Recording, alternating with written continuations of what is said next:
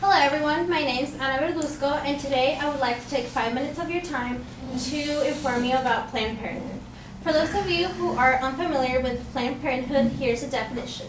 It is a nonprofit organization that does research into and provides advice on contraception, family planning, and reproductive problems. My main claim is that Planned Parenthood has a positive effect on communities in the United States.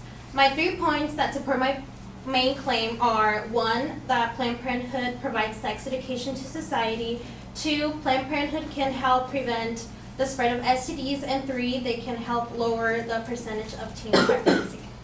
So, a lot of people believe that Planned Parenthood they mainly focus on abortion, and that is obviously not true. That is a service they provide, but they provide many more.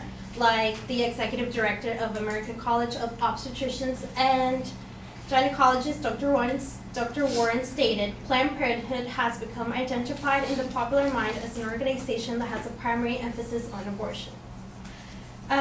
They provide educational programs and outreach to 1.5 million young people and adults every year. And their services range from teaching what a healthy relationship looks like to talking about sexual orientation. They provide just general health services, obviously women and for men's health as well. According to contraceptive use in the U.S., there are 62 million U.S. women in their childbearing years, and that's from 15 to 44 years old, and 70% of them are at risk of unintended pregnancy. That is, if they're being sexually active and do not want to become pregnant. And that is when Planned Parenthood can help prevent unwanted pregnancies by educating on safe sex. They teach abstinence, birth control, and family planning. Not only do they educate on the different contraceptive methods people can use, but they provide them at a very low cost to no cost depending on your income. For example, if you go to your Walgreens and you want to buy an emergency contraceptive, it can cost you up to $50, versus if you get it at Planned Parenthood, it can be very low or no cost at all. Now, not only do they provide help for women, but for men as well. Like I said, they provide prostate and testicular cancer screening, checkups for reproductive sexual health problems. They give out free condoms. They perform vasectomies and just routine physical exams.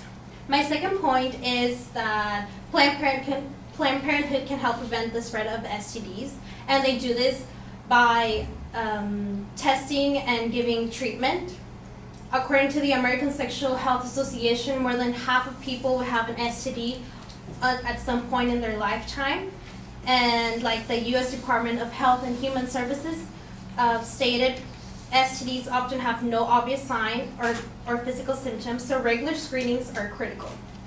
And obviously, Planned Parenthood provides these services. They give out information on sexually transmitted diseases, and they teach you how to prevent it, how to, if you do end up getting it, they provide the medicines you may need, and they educate people on the symptoms and obviously give treatment for, like I said, for very low cost or sometimes for free.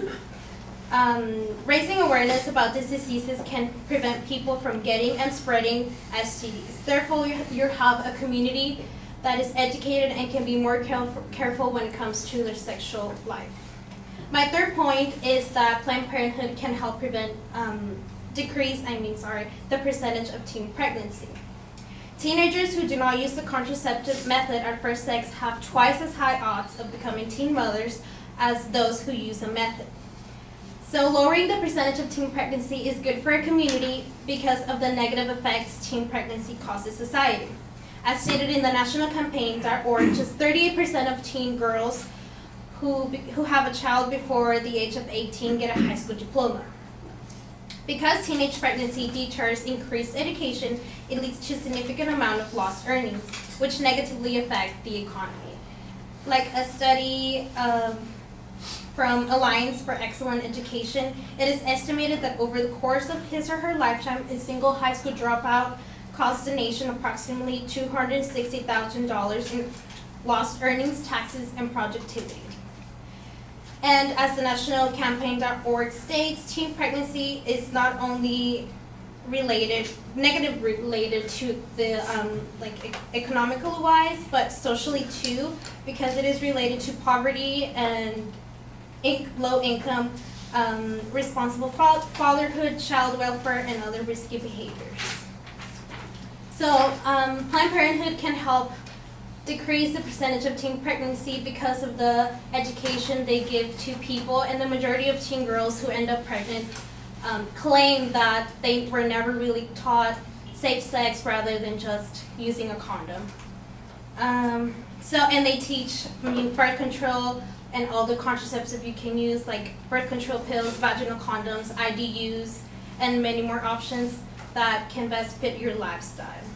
So hopefully I was successful in explaining my main claim, which was Planned Parenthood has a positive effect on communities. My 3 points that supported my claim were: 1, they can prevent the spread of STDs; 2, they can decrease the percentage of teen pregnancy; and 3, they educate society on safe sex.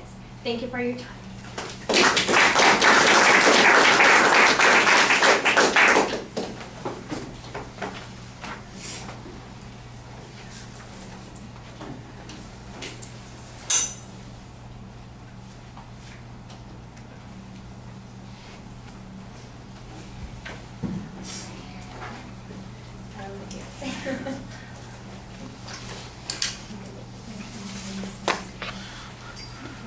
All right, several things that are pretty successful. I think the proposition's clearly identified, the contents are previewed well, you've got a very clear organizational structure. At the end of the speech, there's a solid summary of the argument that you're making. So organizationally, you're doing a good job.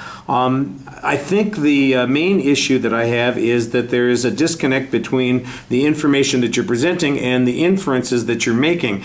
You've got a lot of data about STDs, a lot of data about unplanned pregnancies, a lot of data about problems that people are facing, but you don't have much data about Planned Parenthood's impact on any of these things. It's all very theoretical. Planned Parenthood could do this or Planned Parenthood could do that, but I don't have any demonstration that says Planned Parenthood provided this amount of education. It says it had contact with 1.5 million people a year, which, by the way, is apparently a pretty small proportion. I know there are 62 million women in the country who are at risk of pregnancy, and I would assume that there's at least an equal number of men, which means that you're representing here a tiny, tiny percentage of people who are in these situations that potentially have contact with Planned Parenthood.